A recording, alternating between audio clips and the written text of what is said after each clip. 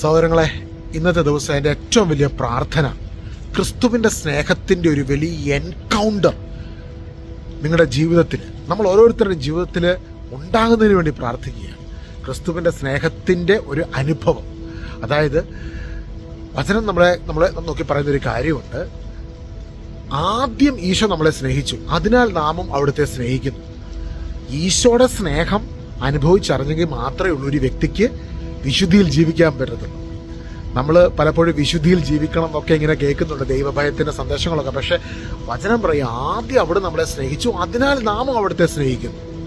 കർത്താവിൻ്റെ സ്നേഹം രുചിച്ചറിഞ്ഞൊരു വ്യക്തിക്കാണ് കർത്താവിന് സാക്ഷിയാകാൻ പറ്റുന്നത്.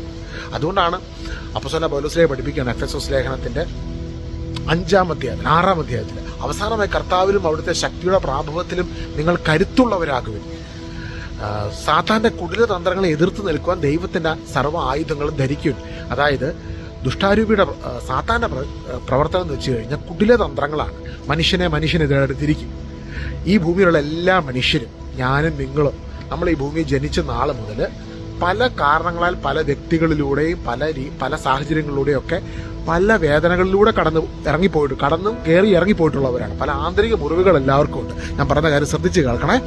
ഈ ആന്തരിക മുറിവിന് സൗഖ്യം നൽകാൻ ഒരാൾക്കേ പറ്റത്തുള്ളൂ, ഈശോയ്ക്ക്. ഈശോയുടെ സ്നേഹത്തിലൂടെ ആ സ്നേഹം അനുഭവിച്ചു കഴിയുമ്പോഴാണ് നമുക്ക് ആന്തരിക സൗഖ്യം ലഭിക്കുന്നത്.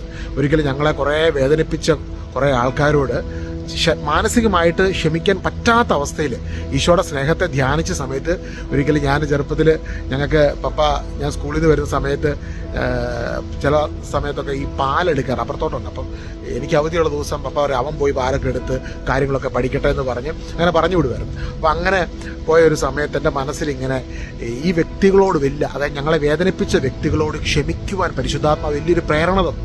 അതെൻ്റെ ജഡത്തിൽ നിന്നുള്ളൊരു പ്രേരണയല്ലായിരുന്നു, പരിശുദ്ധാത്മാവ് നൽകിയ പ്രേരണയായിരുന്നു. ആ ദിവസങ്ങളിൽ ഞാൻ കൂടുതൽ മനസ്സിലാക്കിയത് ക്രിസ്തുവിൻ്റെ സ്നേഹത്തെക്കുറിച്ച് ധ്യാനിക്കുകയും കേൾക്കുകയും വചനം പഠിക്കുകയൊക്കെ ചെയ്ത്, അതായത് ഞാൻ കേട്ട സന്ദേശങ്ങൾ കൂടുതലും ഈശോയുടെ സ്നേഹത്തെക്കുറിച്ചാണ്. അപ്പോൾ ആ സന്ദേശങ്ങളിലൂടെ ഈശോയുടെ സ്നേഹം എൻ്റെ ആത്മാവിൽ നിറയപ്പെട്ടു.